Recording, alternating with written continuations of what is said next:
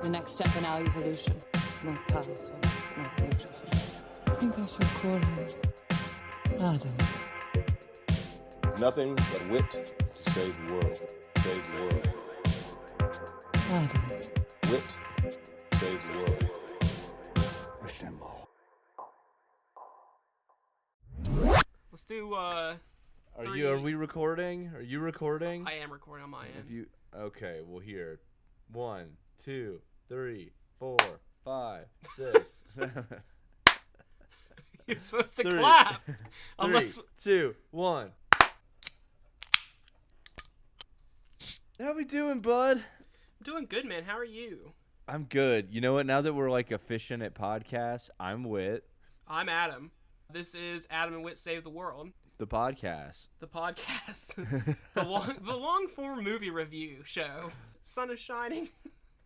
You know what, Adam? The sun is shining down on us because you know what else is here? Our movies in the theater. It was good to be back in the theater. We had to do the mask up the whole time too. Not that bad. I have definitely missed being in the theater, just doing the kind of usual experience. Save the movie industry. Let's keep it going. Well, that's what we're doing here today. Yeah, you're welcome. Yeah, we decided that we are saving the movie industry. We're going to start going to movies again. Adam and Witte save the movie industry. Here we go. Go ahead and just change that title card. I've already done it 16 times over the last 8 episodes, so what's one more? Oh, man. I mean, the movie podcast doesn't exist without the movie, you know? Yeah, we'd have to just, find something else to cast about, right? Yeah, that's nice to think about, that, if the movie industry died tomorrow, we don't have movie in the title of our podcast. We don't even have podcast in the name of the podcast. Yeah, this could easily transition into, adult animation or, hieroglyphics. I'm also expecting that during this episode, you're going to just, reverse a bunch of things. Just really take advantage of the reverse effect in your editor. The name of the movie, Adam, is Tenet. Tenet. And here's the thing. If you were to take the name of the movie and you were to play it in reverse, it would be Tenet. What's that called when the word is the same? Damn it. That's definitely a thing. Yeah. NASCAR. And sexes. Race car, not yeah, race car, sexes, others. Palindrome. So yeah, Tenet is a palindrome as well as a 2020 movie written and directed by Christopher Nolan. It's also have you seen? Man, now I gotta find it again. There's this weird rock. Fuck, what is this? Hold on. This is now a rock podcast. Sator Square. Are you aware of the Sator Square? It's just this weird square, a 5x5 square of English characters that are all palindromes, operas on it, tenants on it, arepos on it, and you can flip them all around, and it's like a Rubik's Cube of palindromes. I don't know how else to describe it. I don't know what its purpose is. It seems like it's magic. It's in witchcraft. It's wacky, and more importantly, Tenet. Let's see. Summary. Armed with only one word, Tenet, and fighting for the survival of the entire world, a protagonist journeys through a twilight world of international espionage on a mission that will unfold in something beyond real time. And just to say it, protagonist is with a capital P. He has no name. He is just the protagonist. Yeah, we've got our main character played by John David Washington. He's the son of Denzel Washington, which is kind of cool in its own right. He's from that TV show Ballers that had The Rock in it. I think it was an HBO show. Oh, yeah. His biggest role has been Black Klansman, a solid movie. Spike Lee, right? Yeah, I never saw that. I heard good things. Yeah, pretty good. We've also got Robert Pattinson from Twilight fame, and also Harry Potter. People always forget he was in the background there, hanging out. Yeah, played Cedric Diggory in Goblet of Fire. And this one will interject... Hurry, did you put your name in the Goblet of Fire? Put it. Harry, you put your name in the goblet of fire. Since then, done some kind of more art housey films like Good Times and The Lighthouse, and then obviously Batman. Speaking of the Batman, we of course get Michael Caine in Yeah. this movie as well, just for a couple of minutes. Michael Caine's been in every movie of Christopher Nolan since Batman Begins in 2005. Yeah, you can tell he just needs to be in the movie for 5 minutes at this point, just to check the box. We have Elizabeth Debicki, which I didn't really recognize her from anything, but looking it up, she played Aisha in Guardians of the Yeah. Galaxy 2, I am aware. which, as you may or may not know, she's got a little cameo in our intro. Man, lucky us, lucky her. Elizabeth Yeah. Debicki, ladies and gentlemen. I think I should call him Adam. Thank you for your service. And then we've got Kenneth Branagh, another Harry Potter star. He played Gilderoy Oh, was he? Lockhart in The Chamber of Secrets. Directed the first Thor movie. Movie was directed, obviously, by Christopher Nolan. The budget for the movie is the most expensive original project he's ever done so far, of $225 million. I wonder if that beat out Bad Boys for Life yet. I just looked it up. Bad Boys for Life is still the #1 2020 movie. As if there was any doubt. I guess let's go ahead, get in here. We'll drop a spoiler alert.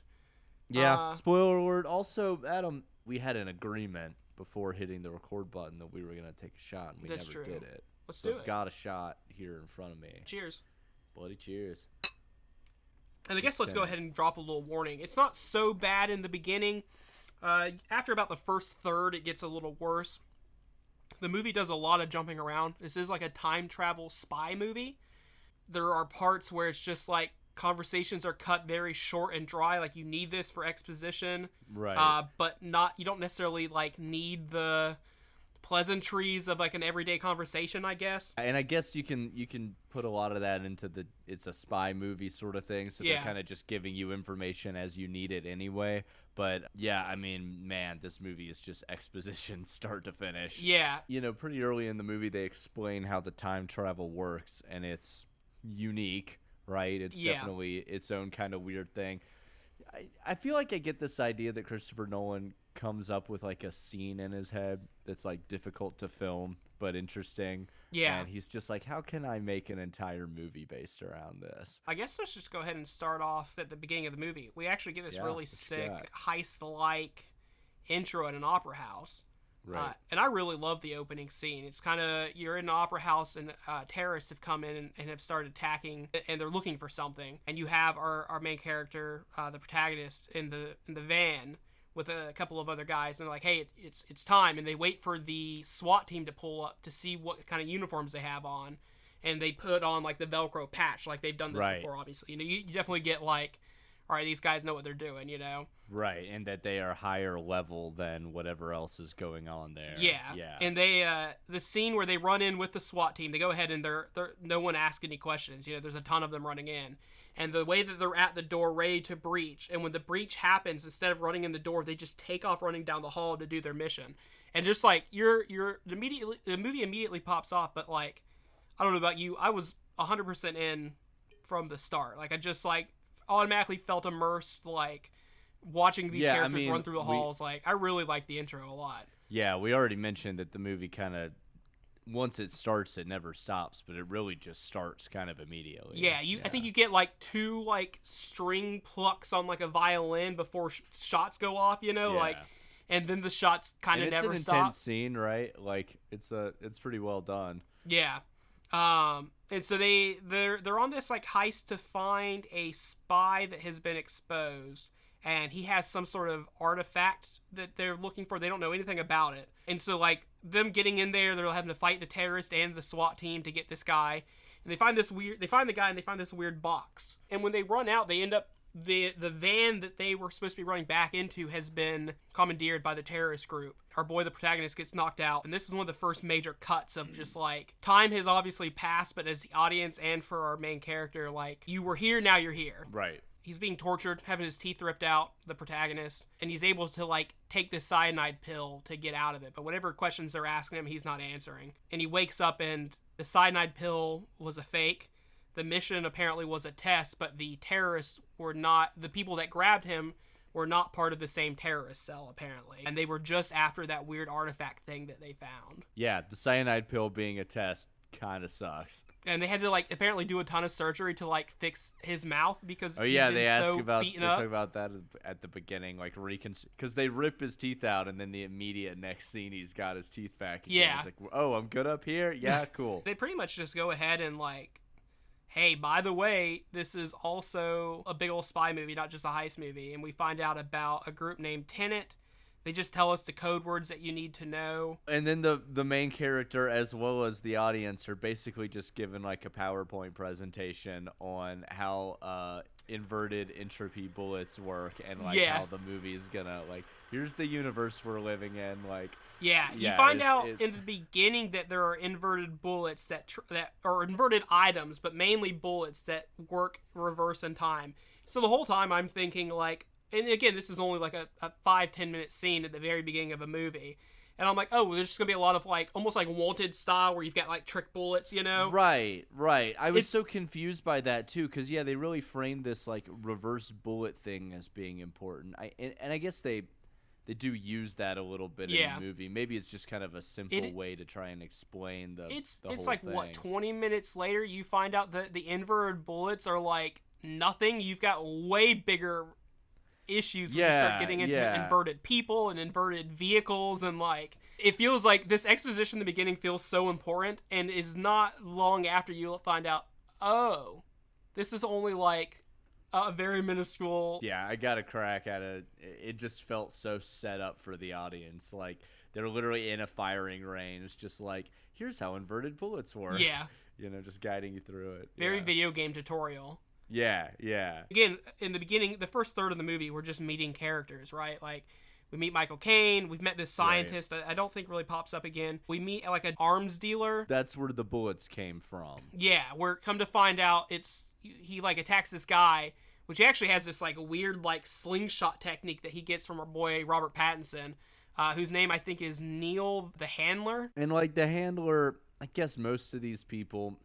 You don't learn anything about him. Like, the Handler's here because he's here. He's the Robin to, what's his name's Batman, the protagonist. Yeah.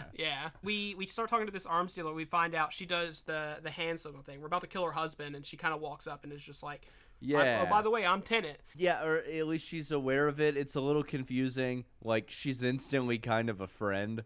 The idea is that they're, like, breaking into her place, and, like, they're doing this cool... like reverse bungee jumping thing.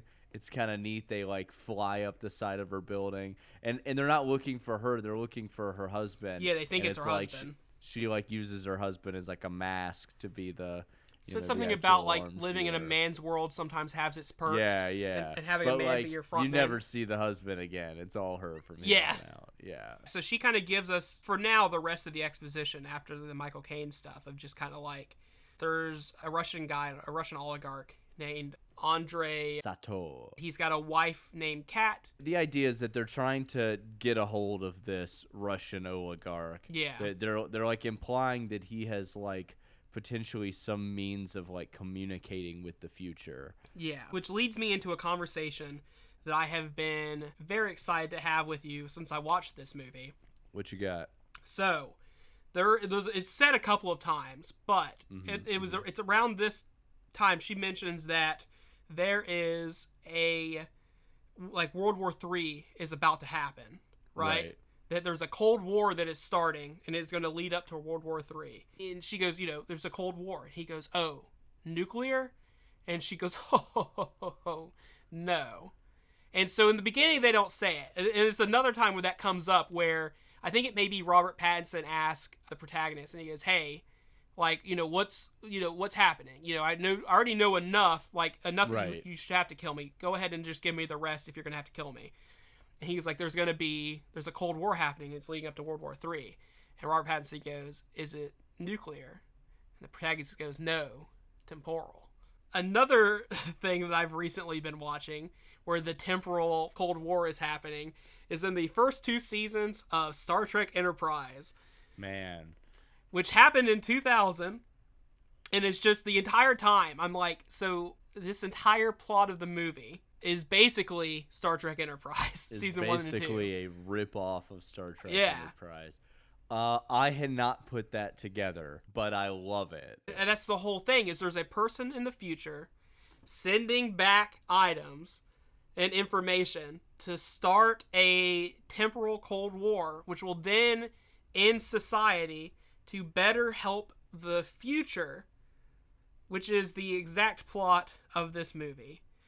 Once again, Star Trek has done it first, and frankly, probably done it better. I don't know, first 2 seasons of Enterprise are questionable. I think this might lead into our segment of the week. Uh-oh. Adam and Witte talk Star Trek. Or maybe a better title. I was waiting for you to finish it. I've gone on Reddit and I haven't found any information on Reddit where people are freaking out, and it really bothers me that no one is talking about No this. one's making this comparison. If you type in temporal Cold War, Tenet, looking the it up first right thing that now. pops up is a fandom Wikipedia article for Star Trek Enterprise. Did we ever find out who in the future was sending things back in the temporal time war? We meet the Shadow Man, Shadow Man. season 2, episode 24. Are you on season 3 of Enterprise? Yeah, Dang. I've gone through a lot. I'm disappointed. I think we deserve answers. Christopher Nolan. Yeah, I've already sent the email. I was Are hoping to you? have the response in time for the podcast, but maybe we'll do a... Chris hasn't gotten back to you yet. Gene Roddenberry is rolling in his grave right now. This is not the future that he signed up for. These guys are not following the temporal prime directive at all. You know who would never do this to us? Picard.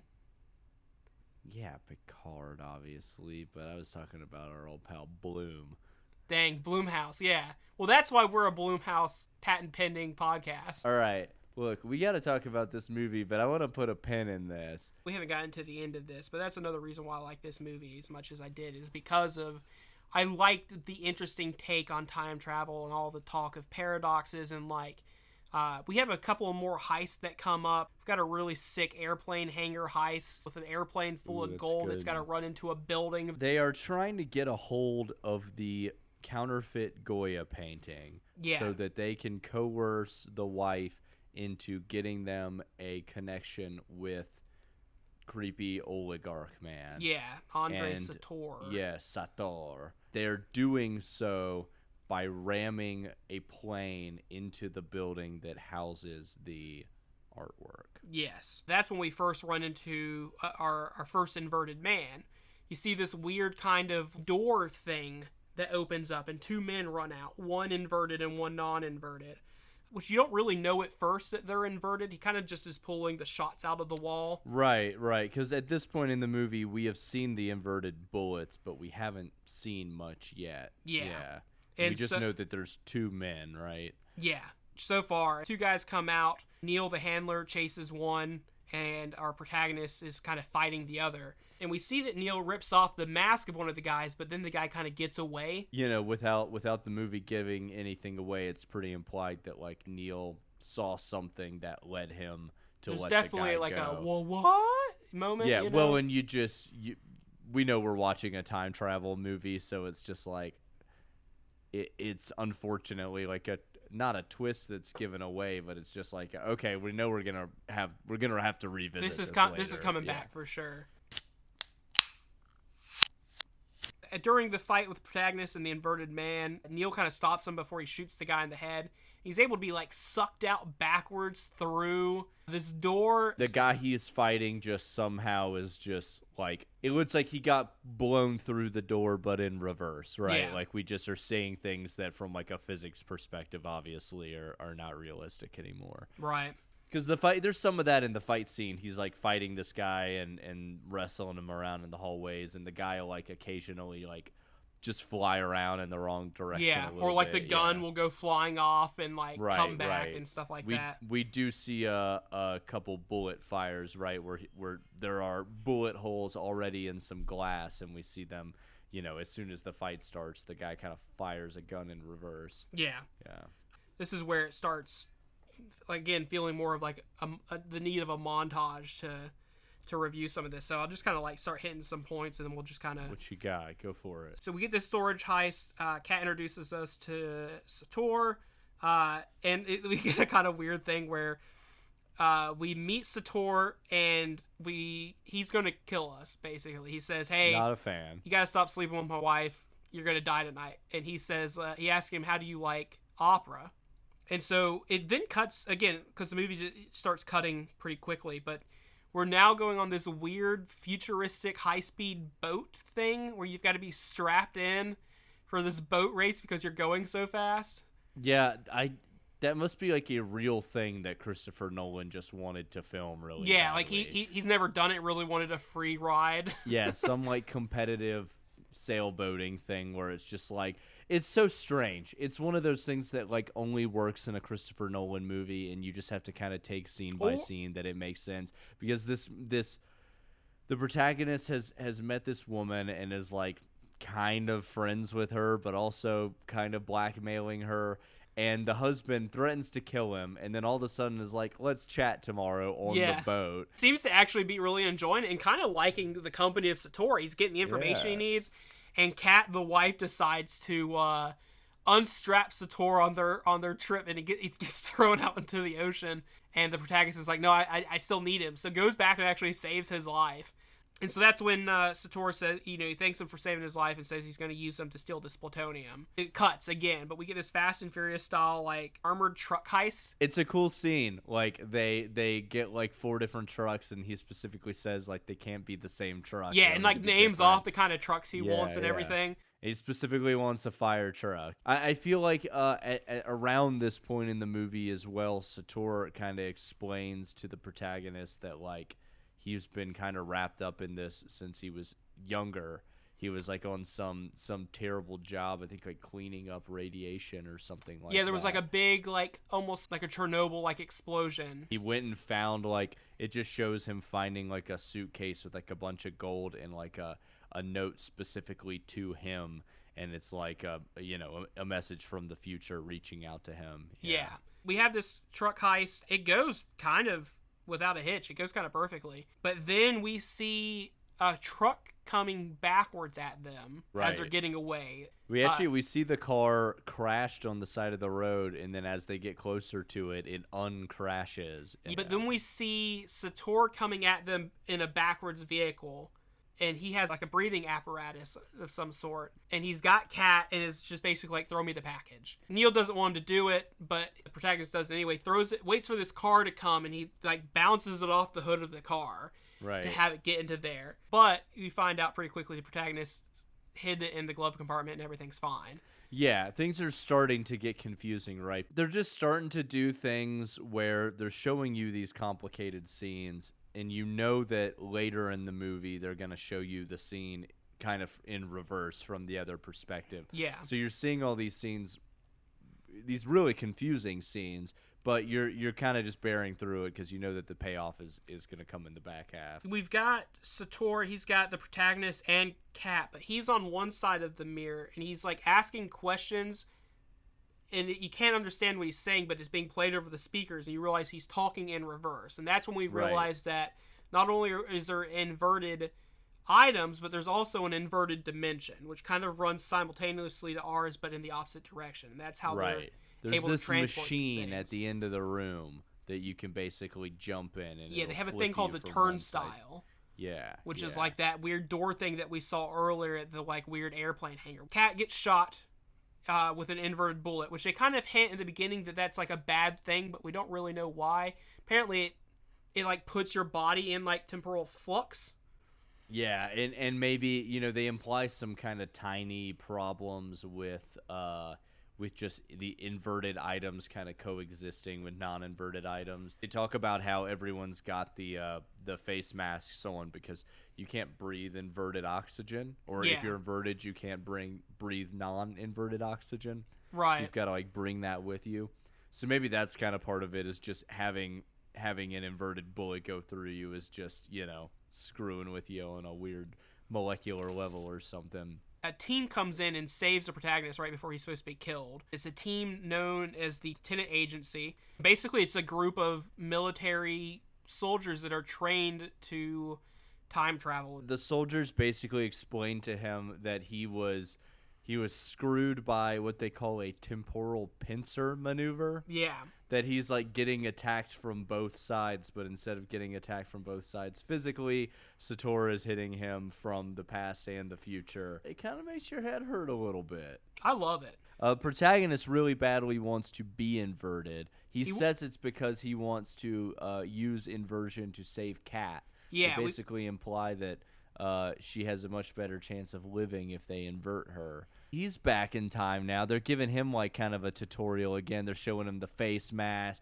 They're gearing him up for like, gravity's in reverse. Yeah. It's a little weird. Because that's the other thing about this movie. The time travel is like manual, right? Like you can invert yourself and then you're going backwards at the same pace as you were going forward. So if you want to go back in time 10 days, you have to live 10 days inverted. In inversion, yeah. Yeah. We find out that the protagonist is both the inverted man and the man that Neil ripped the mask off of. Yeah. There were two men at the room at the same time because it was inverted protagonist and regular protagonist back in time. Yeah, where he was able to go back in time and do what he needed to do, but then he had to run back through the turnstile to go back into the present to be able to continue his mission.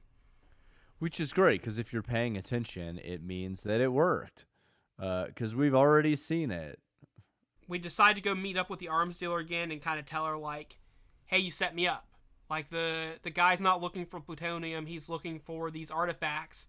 Right. And, like, if you know about this time stuff, then obviously you know that he is the time guy, Right. And Kat's fine, by the way, right? Like, they wheeled her in. That was the whole reason they were there is like, she's been in inversion, I guess, as many days as it took to get back there, and they wheeled her in and wheeled her out. We find out that there are 9 of these artifacts. It's not the same artifact that from the opera house that we saw in the big car heist scene, and that Sator has been contacted from the future, and he is supposed to kill time and humanity to stop World War III. Right. Well, it's also kind of implied, maybe not here, I don't remember. It's more implied that it's like global warming or something, right?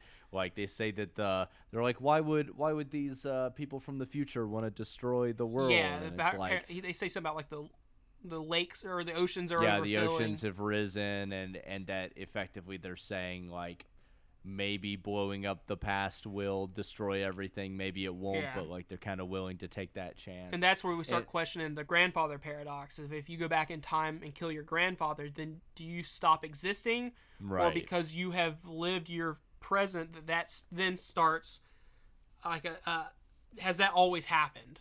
Basically. It sounds like the future humans are willing to take this chance. Yeah, that's what because the world is ending as it is. So they've got nothing to lose. These artifacts all contain individual pieces of an algorithm that would allow them to effectively invert the entire planet, which would just cause everything to go to hell. And there's also like a thing where Sator has pancreatic cancer that's inoperable, but also the only reason he got it is because he got that job that no one else wanted to work in the radiation fields. Which again is some interlocked destiny thing, right? Like he got that job, or they put it there because he got the job, or maybe he got the job because they put it there. Who knows, Adam? Yeah. Again, paradox, like what happened first kind of thing, Yeah.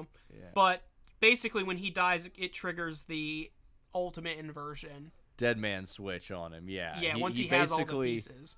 Yeah, he sums up his controlling relationship with his wife in the same way that he sums up his desire to destroy the planet, which is basically just if I can't have it, nobody can. We then come up with a new plan, which, big surprise, another heist.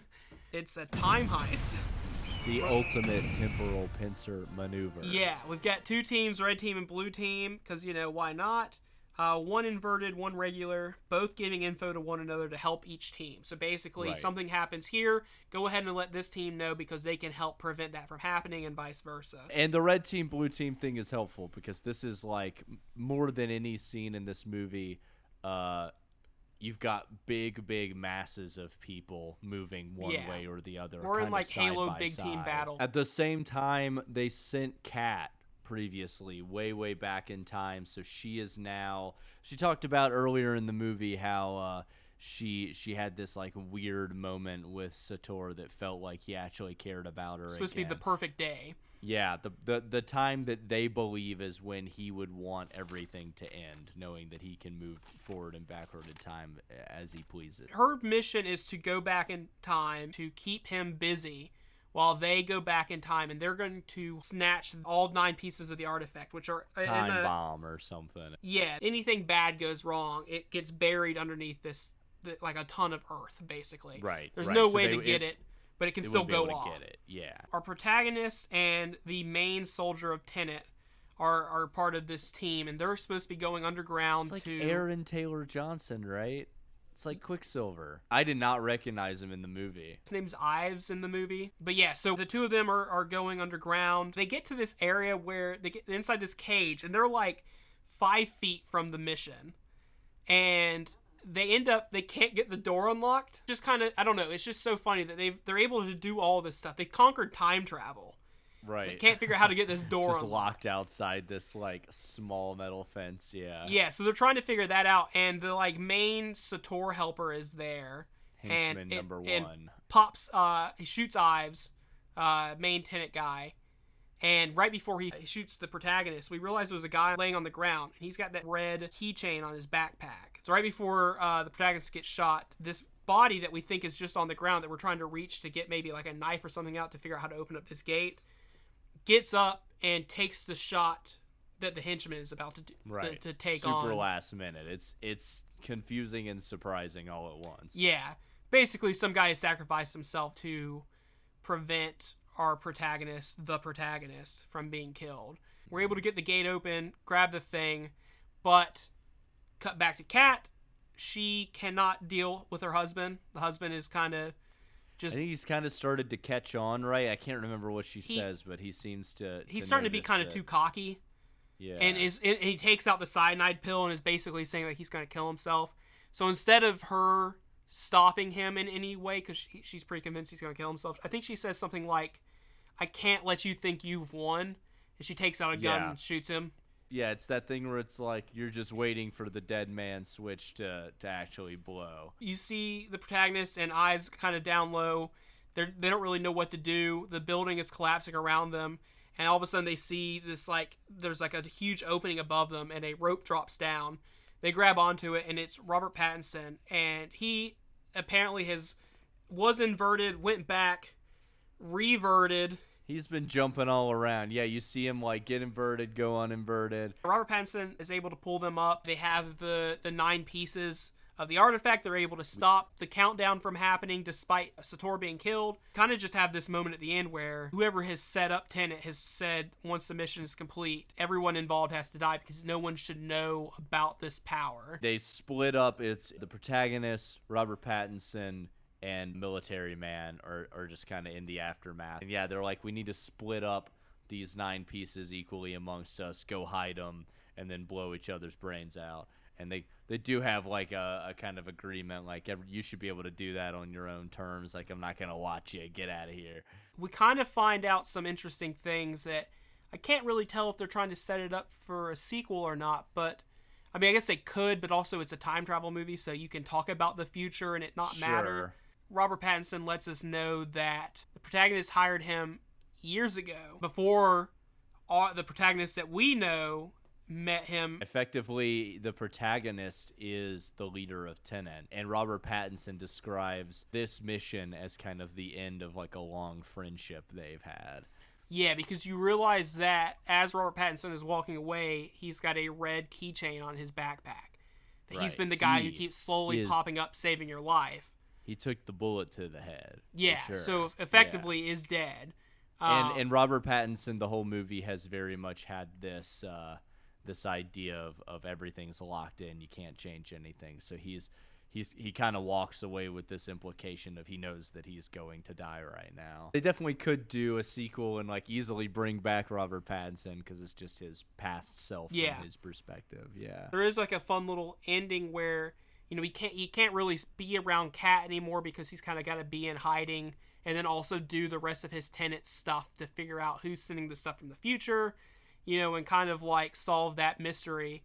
Yeah, he did give her like a cell phone earlier in the movie. Like, I guess the air quotes last time he was ever going to see her, and said, call me if you ever think you're in trouble, if anything ever feels weird. Yeah, and there's a scene where she does, and it's the arms dealer woman, and she's planning on taking out Kat because she knows too much. And Tenet is in the back seat and was able to kill them, but it's because he got the voicemail from the future, inverts himself to go back in time to then save her. Because the woman even asks, like, how is this possible? I haven't even done it yet. How do you know? The movie's over. It's done. Roll credits. The ultimate question that all these podcasts lead to, and that is, what do you think about the movie, man? And would you recommend this to a friend? I liked it. It's a good movie. Christopher Nolan doesn't really do bad movies that often, or at the very least, if you're not into the plot or whatever, like, I think you just appreciate how it was made and what seems like upper echelon cinematography, that sort of thing. I think it suffered from what a lot of Christopher Nolan movies suffer from, which is just like a lot of talking and a lot of exposition, and just like, I don't know how much I really cared about the protagonist or Kat. Like, it's a spy movie, and like maybe you can take that as kind of part of the genre, because you don't get any history of who the protagonist is or why you should care about him or why you should like him. He's a spy. Maybe that's the point. But like, I never, at one point in the movie, the protagonist kind of has a moment where he's like, I gotta save Kat. I've got to protect her. Like, she's not roped into, she's roped into this on accident. And it's like, you're a spy. You're doing kind of the classic James Bond move. Like, I care about this woman more than just a random henchman or a random person. I'm gonna save her, whatever. But it's like, I never really developed much of a care. It felt to me like a lot of the plot exists for the sake of filming the cool action scenes. Yeah. And the cool action scenes were sick, but I wasn't head over heels for the characters, and I just don't want to listen to these guys like narrate the plot of the movie at me for 2.5 hours, Right.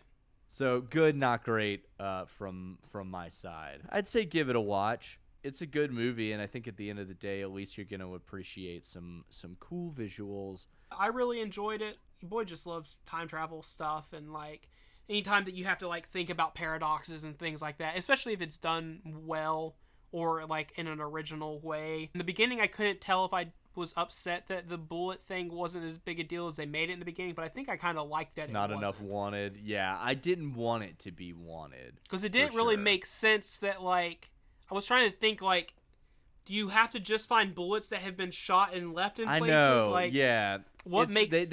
They even that opening PowerPoint presentation is kind of confusing there. She's like, you have to see yourself having already shot the bullet, because if you didn't shoot the bullet, then you can't catch the bullet. It's like, what? Yeah, I liked it. I'd recommend it for sure. I really like Robert Pattinson and John David Washington. I think they both did really great in the movie. Yeah, definitely top tier acting here. I think that's another staple of some Nolan flicks. Yeah, and the buddy comedy between the two of them. Like, I again, I'm hyped on Robert Pattinson. I'm definitely on the Robert Pattinson hype train.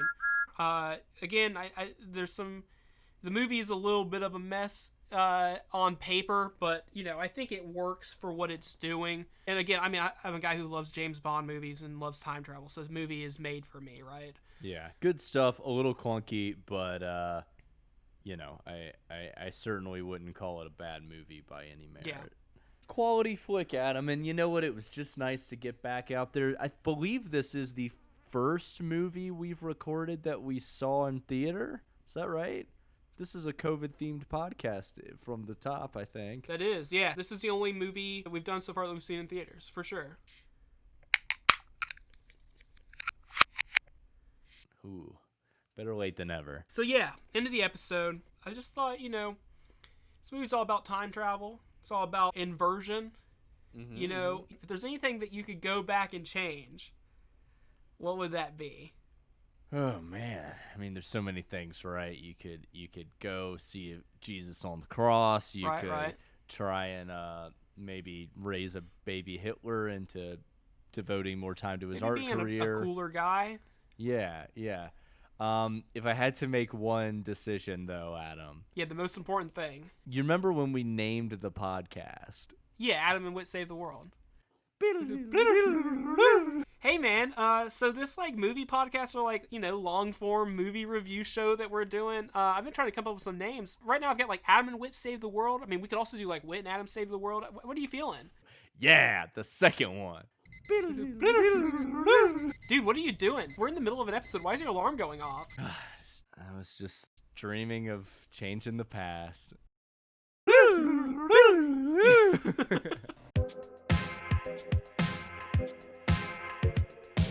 The next step in our evolution. More powerful, more beautiful. I think I shall call him Adam. Nothing but wit to save the world. Save the world. Adam. Wit saves the world.